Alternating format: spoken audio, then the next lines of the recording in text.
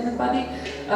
Thanks for coming to the seminar, What About the Margins? That is part of the Looking Away exhibition that I have curated for transit and that has been open now for 2 months. My name is Iva Kovač. I'm a curator and artist, and I'm the programming director of the Association for Promotion of Women in Culture, City of Women in Ljubljana. And kind of the program here is also developed in collaboration with the organization. I will not go into details about the exhibition. There will be probably a link in YouTube below that you can check a bit about the show itself. But the whole context deals with the colonization of Southeastern and Central Eastern Europe. And today we will have presentations by 4 speakers. We will start with Andreja Mesarič, who is an anthropologist whose work traverses academia and practice. Her most recent research focuses on 19th century Slovene encounters with Africa and Africans and how they shaped emerging nationalism's investment in whiteness. So please, Andreja, take over. Thank you. My presentation did have a title, but it got lost somehow in transit. But yeah, so I'll be talking about claiming a European identity from the margins, and particularly the role that notions of race and colonial histories play in that. And in keeping with the seminar's focus on art, I'm going to start with an interesting piece of art. And I will be talking about sort of othering, which kind of is the focus of sort of today's meeting, but actually more than about othering, in a way I'll be talking about the flip side of othering, the definition and consolidation of the self. And yeah, like Iva said, I'll be discussing sort of 19th, early 20th century Slovene encounters with Africa, and to a lesser extent with the Americas, to argue, to kind of understand race as a key part of European national identities already at the time of their formation, not only in the present moment. But yes, the statue. I don't know how well you can see it. Is it? Okay.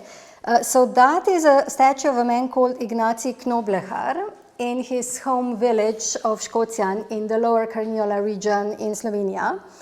And Knoblechar was a Catholic missionary who joined the papal mission to Sudan in 1847. And then, as the head of the mission died soon after arriving, he becomes the head of this mission, which he leads for the following decade until his own death. And during this time, first they established a mission in Khartoum, then he establishes 2 further mission posts further south along the Nile.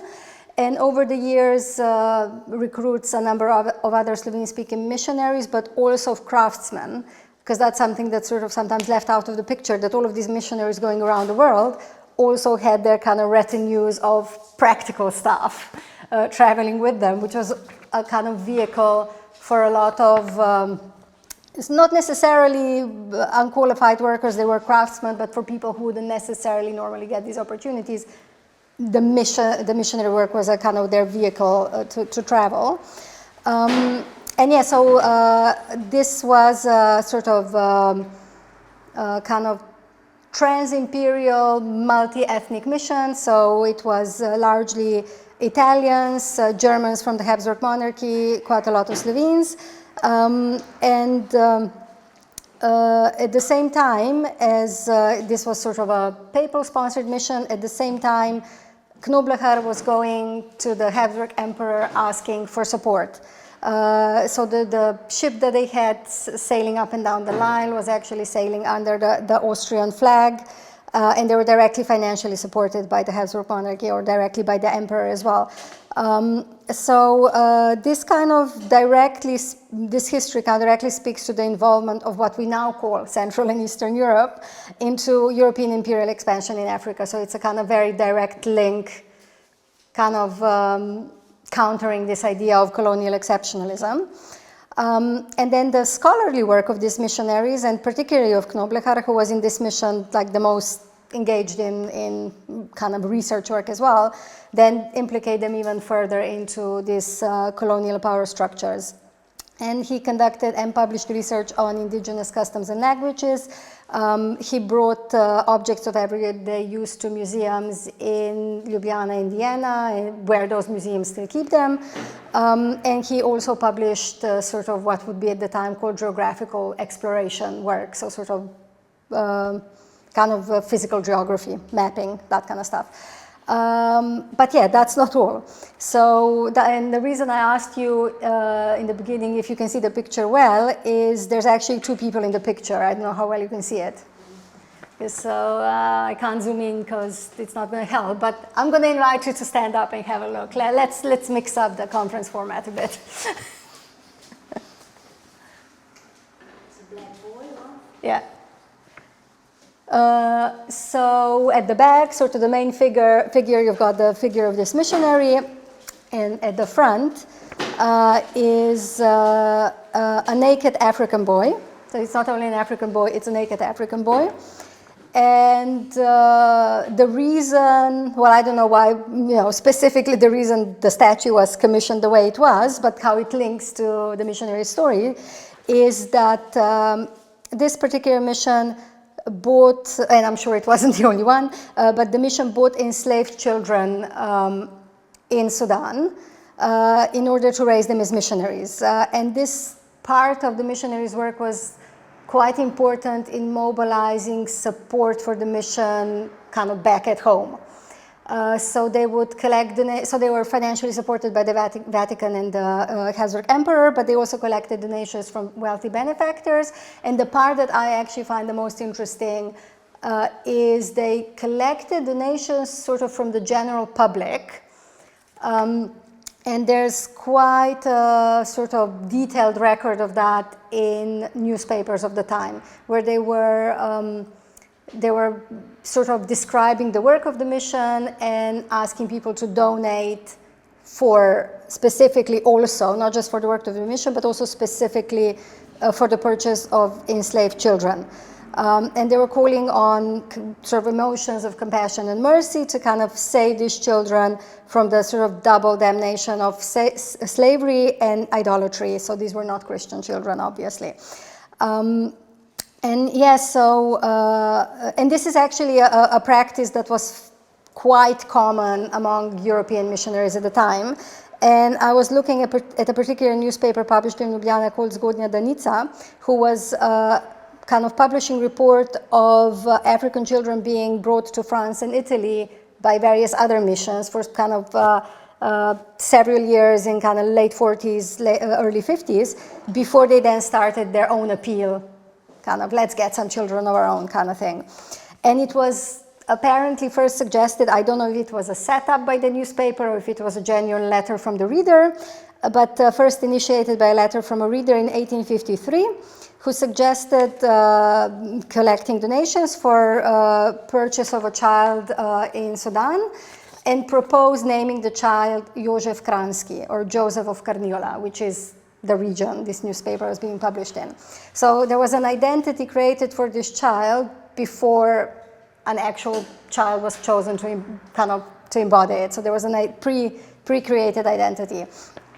And so many donations came that a couple months later they already got enough money for Józef Kranski, and they decided let's continue collecting. It's going really great. Let's get a second child called Luca, because that's the name of the newspaper's editor.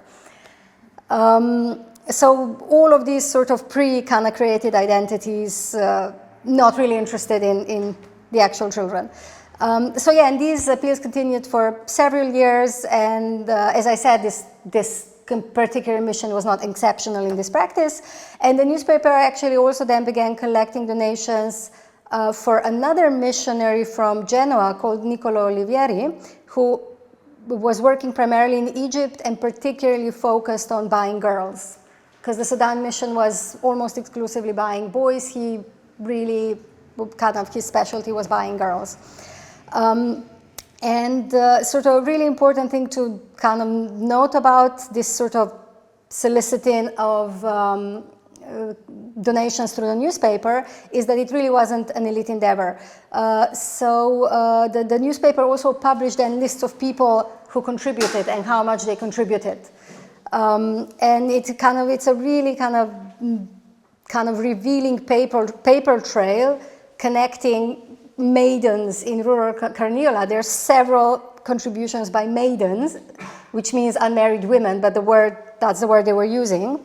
Actually, the literal translation of the word they were using is actually virgin. But yeah, so this paper trail linking these like small rural places with the African slave trade. And these financial contributions of peasants, craftsmen, or young women, might have been kind of small financially and a very small piece of the like overall puzzle of kind of missionary engagement with the slave trade. But I think it's really important because of how it highlights just how deeply this missionary discourse about Africa reached into kind of mid-19th century society, and how people that were far removed from centers of Western imperial power, that were kind of seen as the main drivers of European imperial expansion, how they were actually also sort of enmeshed into this slave trade, basically. Sort of the role that these, the echoes of the work of these missionaries through publishing, through this kind of collecting of donations, at the end of the day, through the bodies of some of these children who then arrived to Europe, including to Carniola, is, I think played an important role in shaping how local ideas of kind of race develop, but is quite under-researched, and my work is at this point only kind of scratching the surface. But I would argue that they contributed to kind of Slovenes increasingly seeing themselves not only as Christian, because that's really, we had an informal discussion earlier about the role of religion in kind of earlier parts of European colonial expansion. And really that is the main thing in the discourse. So Christianity and specifically Catholicism, there's a lot of fear of Protestantism actually in the discourses that they use. But also not only as Christian and Catholic, but also as civilized and European and by extension as white. As I mentioned, some of these children did end up being sent to Carniola itself. And we don't see, we're talking about the 1850s, so there is no kind of like photographic evidence of that, but there are some archival traces. So the boy that I mentioned earlier that ended up becoming Joseph of Carniola, that's his kind of residence card for when he first came to Ljubljana.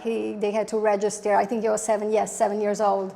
He had to register his residence, that's the residence card, and this is his smallpox vaccination certificate from 1854, as you can see. So those are kind of the most we can find in terms of traces. The only image of one of these children I could find, still not photographic, but this is a girl that they called Maria Hamisa, who died in a monastery in Škofja Loka in Upper Carniola, and that's the only kind of image I was able to find, so her in the coffin there.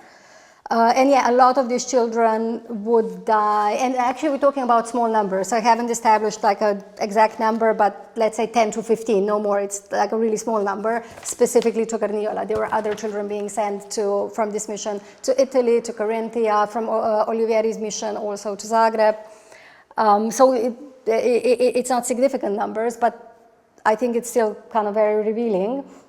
And yeah, a lot of them died early on from diseases that that they hadn't been exposed to before, and the ones that some only stayed for a few years, and then they were sent to missionary schools, particularly in Italy. There was a big missionary school for African missionaries in Naples, and of the ones that weren't then shipped to another kind of church institution and kind of grew up to adulthood in Carniola. Most ended up moving on somewhere else. Also, traces of a lot of them are lost.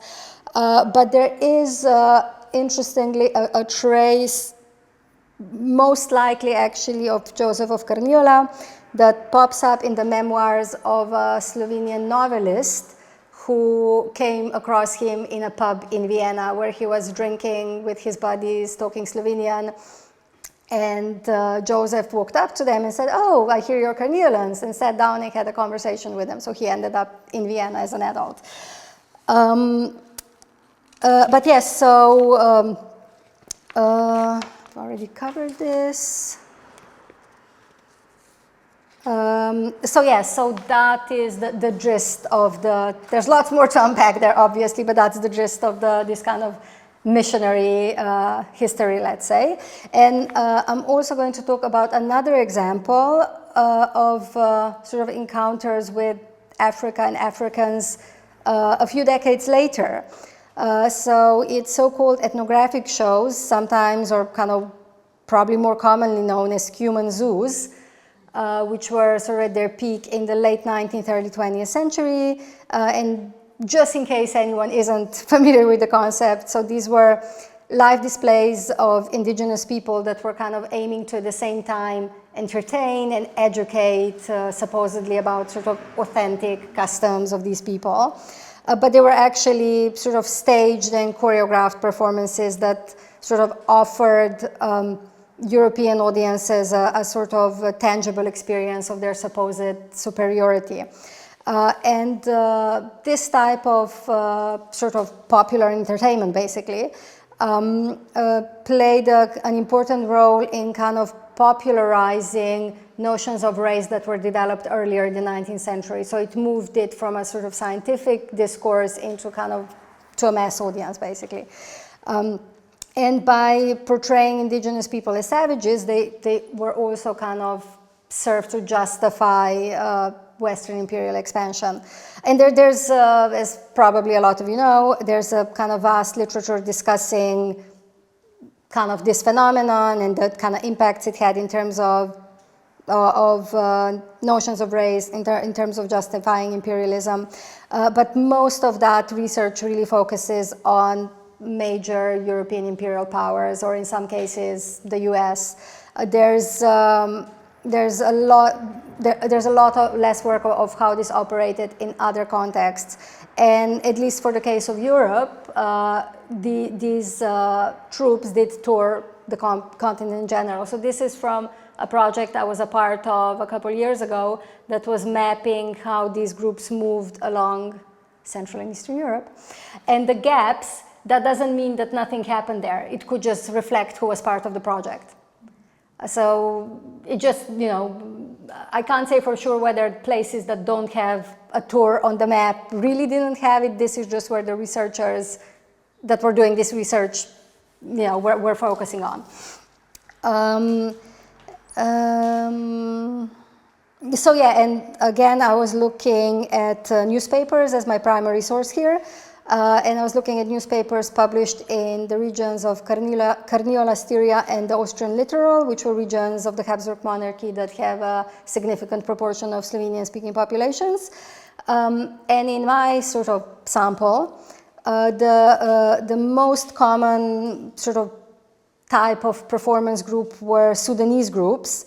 And then they were kind of marketed under different sort of brands almost, different kind of embodying different characters.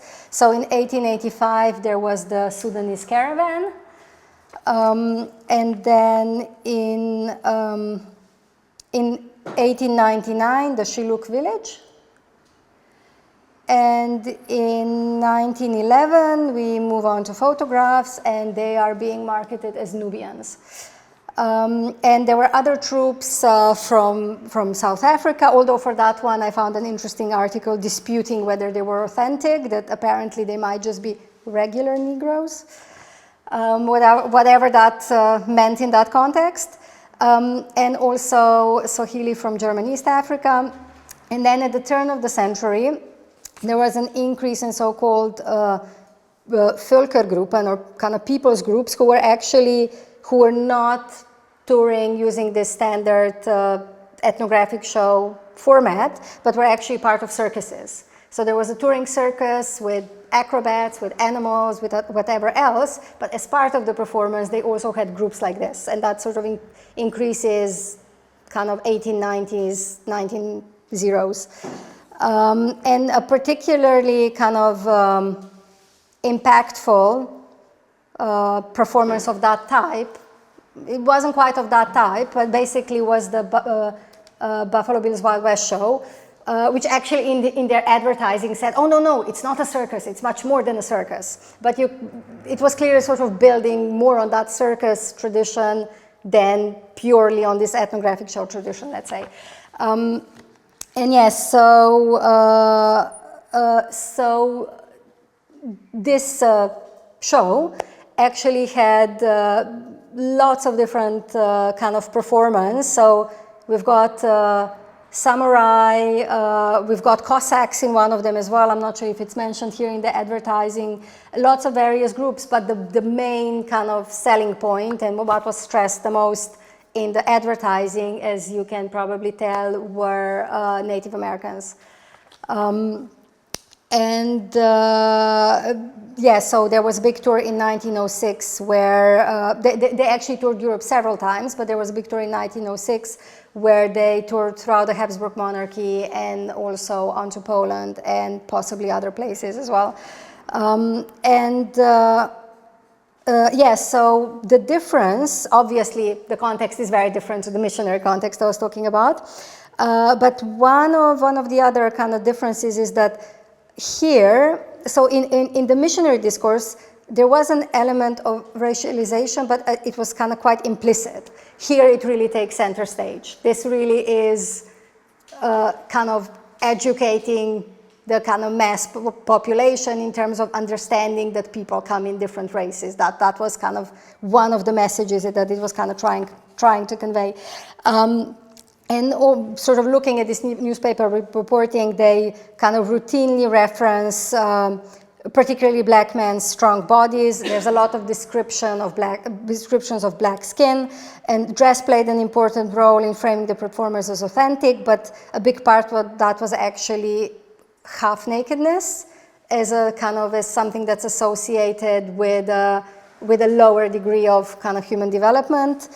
So a lot of this sort of views that were then kind of really commonplace in the 20th century and, you know, in some ways up until now, this is really one of, not the only, but one of the vehicles that becomes sort of part of the kind of popular imagination.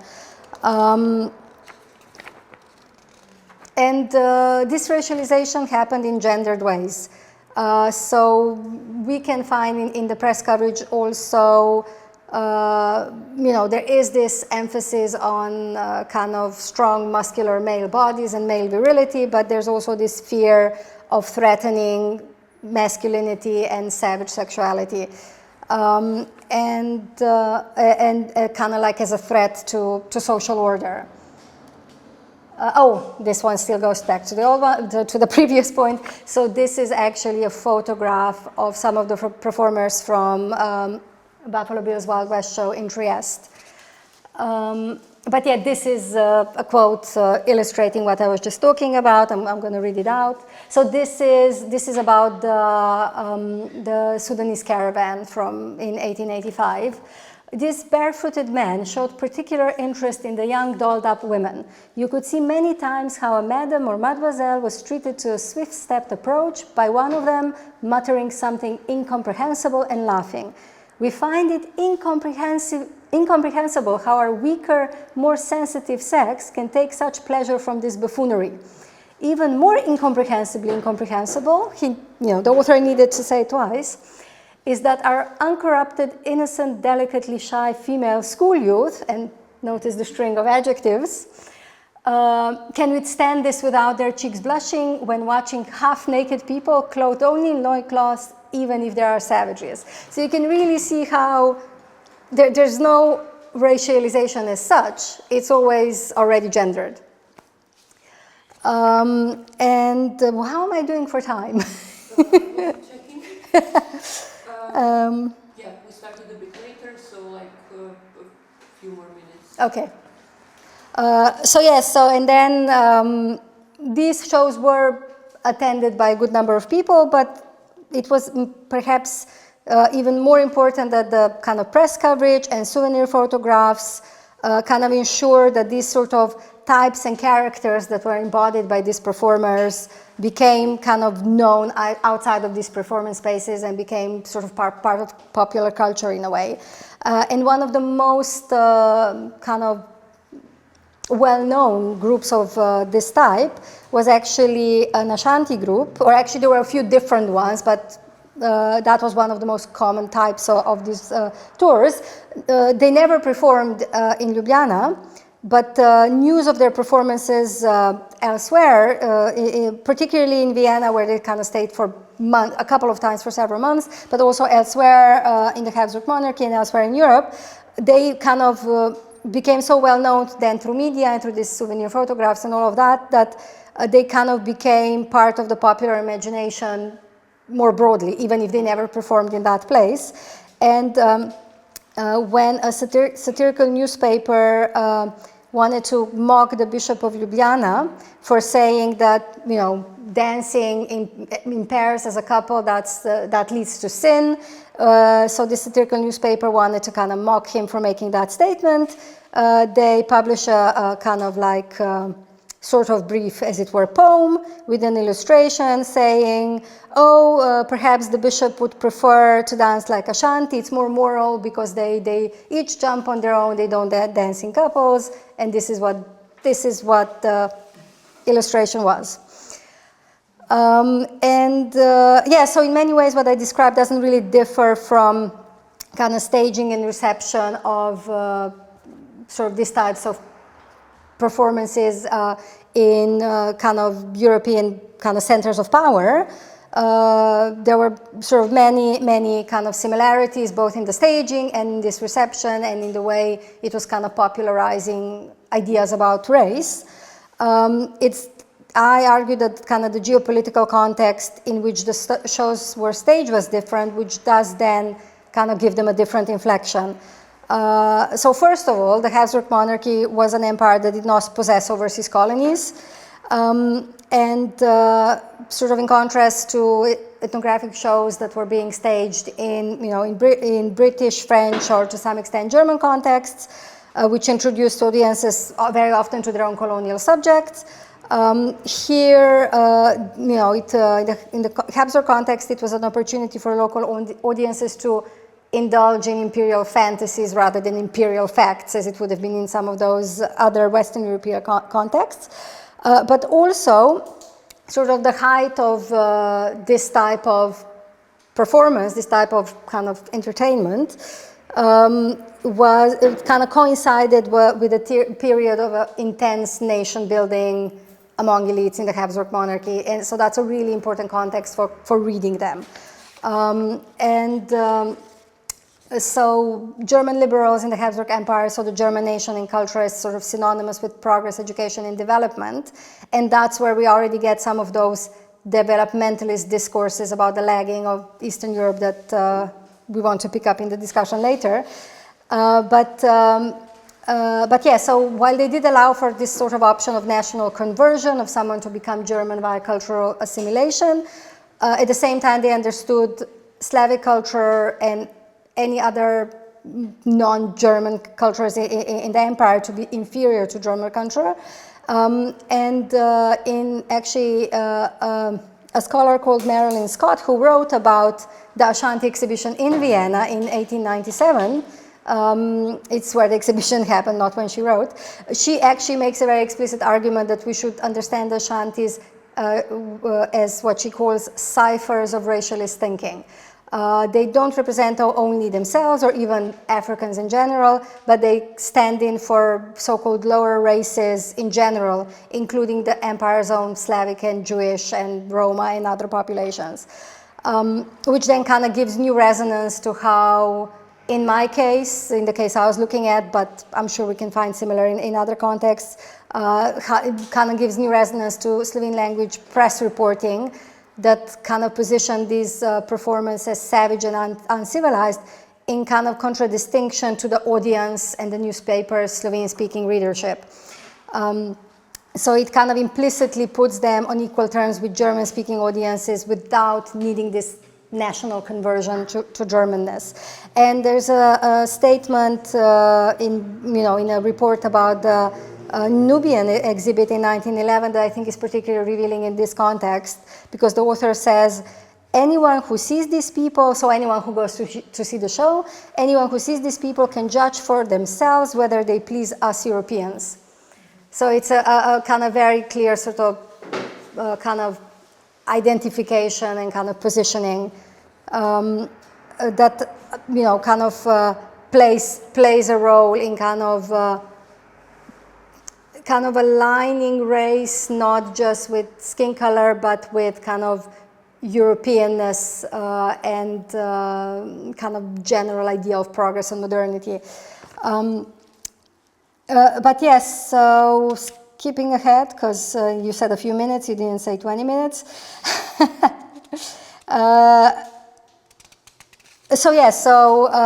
Kind of in conclusion to this part, so the framing of ethnographic shows taught audiences to recognize the difference between themselves and the performance through a racial lens. So I'm not saying that, because that's sometimes kind of the counter argument, but surely it's understandable that they notice that it's different, that they're different, and that they notice that, we're fascinated by something.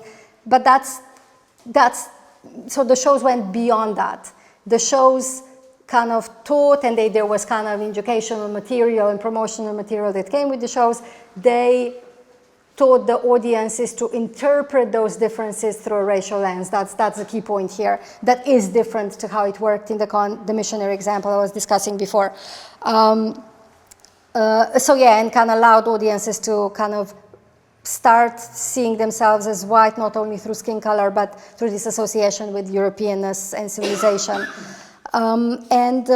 So interestingly, or perhaps not interestingly, but these sort of ethnographic performances have been kind of largely forgotten. So when you talk to people about it now, people aren't actually aware of it. Or people that are aware of it as a phenomenon in general are normally surprised that it happened in this space as well.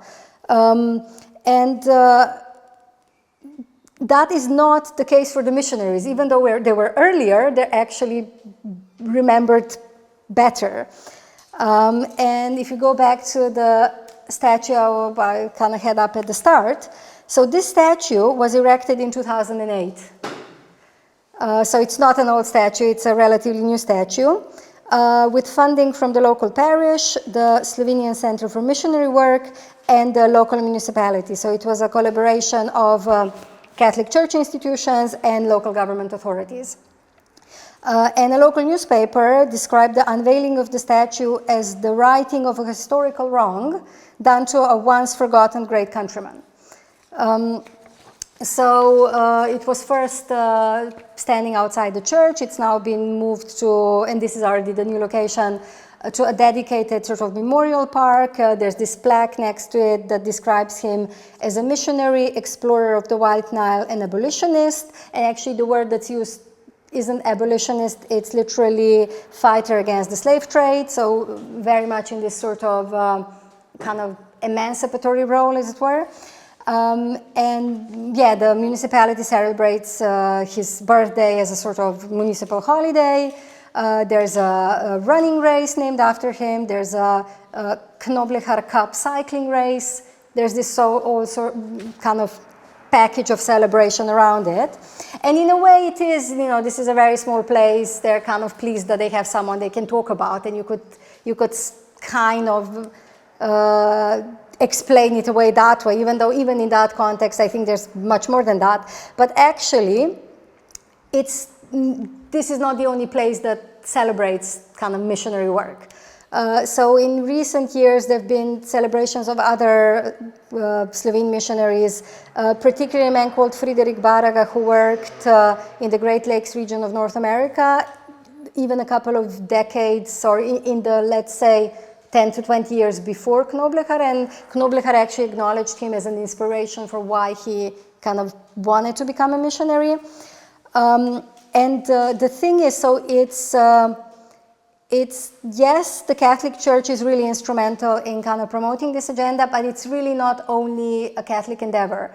So both of these men have got their postage stamp, a commemorative postage stamp that's part of the national postal system. And there's other ways that kind of they are sort of being highlighted as sort of important men of Slovenian history. And sort of their work among indigenous people is kind of framed as contributing positively to kind of the well-being and prosperity of those communities. And they're kind of being celebrated as pioneers of Christian civilization. And particularly, to some extent, there's like a bigger group of missionaries that is kind of, let's say, touched by this discourse, but particularly these two men, because the areas that they worked in, they were the first part of the first missions that were established in those territories, so they're really framed as this kind of pioneers. And kind of most of these initiatives are kind of promoting them as kind of great men of religion, science. Both of them kind of did kind of what could be called ethnographic and geographical research, but also, crucially, as great men of the Slovene nation. So kind of through this process, these colonial entanglements are redefined as benevolent or kind of not touched really by colonial power relations at all. And I think sort of we can kind of see this as an active attempt to position Slovenia as always already Western European. That's where the pioneering kind of comes in. It's kind of shaped by this broader context of kind of othering developmental discourses about Central and Eastern Europe that kind of posit this ongoing need for the region to kind of like catch up with the West. And as a kind of response to that, what were in reality, if we look at the historical context, sort of trans-imperial, multilingual Catholic missionary activity is redefined as a national achievement. It's sort of taking it into a totally different context. And there's sort of these kind of so-called national achievements that happen outside of the European space are sort of called upon in an attempt to kind of counter these sort of developmental discourses and marginalization of Slovenia or of the region in general. And kind of as a way to claim that Slovenia doesn't need to catch up, it was always already there, and kind of perhaps even at the vanguard of this kind of European civilizational progress. Kind of one overall point also that I would like to make is that kind of all of these, and that's like, I would say that like the research that I did, like this is not research about Africa. Like to me, it feels apparent, but I wanted to really make that clear point. This is not research about Africa. This is about how some guys went to engage and colonize Africa. But it's, so kind of all of these conversations about Slovene missionaries that are happening now are not about, intercontinental exchanges. They're about mediating Slovenia's relationship with the notion of Europe as a space of modernity and civilization and implicitly whiteness. So I would say kind of this sort of reckoning with colonial legacy, which is really needed, can't really be separated from contemporary power relations kind of within the broader European space. That's it, thank you.